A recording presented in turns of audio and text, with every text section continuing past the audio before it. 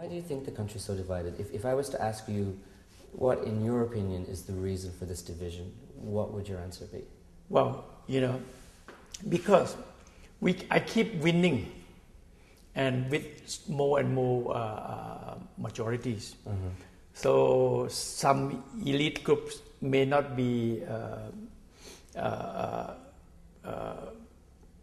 comfort about my political power because of the backing of the people. And So Democrats getting smaller and smaller. When you say elite groups, specifically, who are you referring to? Well, elite just means that those who enjoy weak politics in Thailand. Enjoy weak politics. Okay. But now when the politics is more stable, they don't like. Actually, the constitution that been used from 1997 is the constitution that I have nothing to do with it. It's been drafted by the some elite groups that join PAD against me, which is I'm run the government under the framework of the constitution that draft by them, and then I'm the product of that of that constitution. And I'm very strong, and also when I did things right, the people supporting me, I get stronger and stronger. So they are not happy. They create protesting one after another, and then backing by Democrat and military. And finally, when I'm out of the countries, they ousted me. So that is very simple. And then they're trying to create one word that I'm not loyal to the king, which is I'm very loyal to His Majesty. If you look at what I have done for the countries and to the monarchy, I'm very respect and loyal to His Majesty. But I've been outraged of not loyalty. So that's why the elite manipulate the machinery against me, or the machineries, government machinery against me, and including medias. But talking about the division again, I mean, you've had a number of years out of office, and you've been away from Thailand, and you've had time to reflect. Do you think that you yourself might have shared some of the blame for the situation? I don't think so. If you play by rules, if you respect the rules, if you are not boycott election, you go election. If you lost, you lost. You win, you win. If that's the case, it's nothing going to happen. But because you are not be able to win under the games, so you want to kick out me and then change the whole rules of the games. So that's why the people cannot live with it. They cannot live with the society without rule of law. Well, I mentioned earlier one of the criticisms was the independent institutions and how you interacted with them, shall we say. But also there were specific examples such as the war on drugs where more than 2,000 people were killed.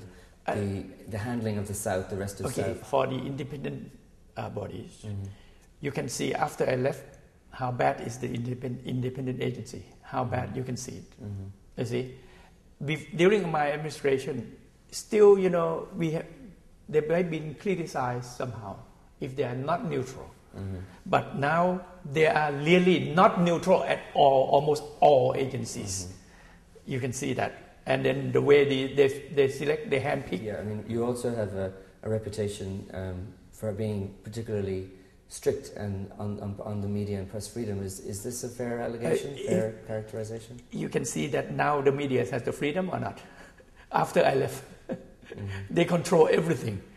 After I left, they being the government. The whole country has been enjoying democracy for long.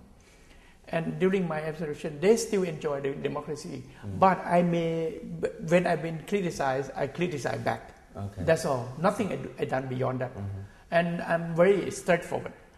But after I left, the freedom of press has gone, but they dare not to voice their concern because they are under the pressure of the military. They are okay. What do you think needs to happen in order for Thailand to get back on the road to democracy? I think the root cause of the problem is that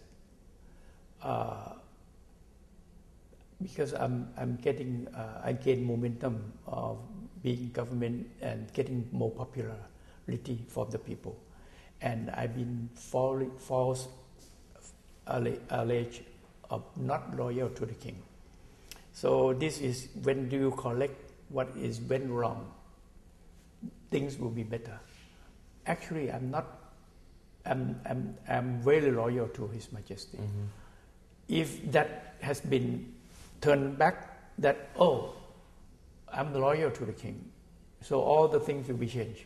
So you think, for example, a royal pardon would be something that would clean the slate and allow Thailand to move forward? We probably have to back to square one, which is bring all the people come to back to square one. That is, there shouldn't be any case against each other politically anymore. Uh-huh. And then from now, after we do the reconciliation, if anyone did something wrong, it must be according to the rule of law.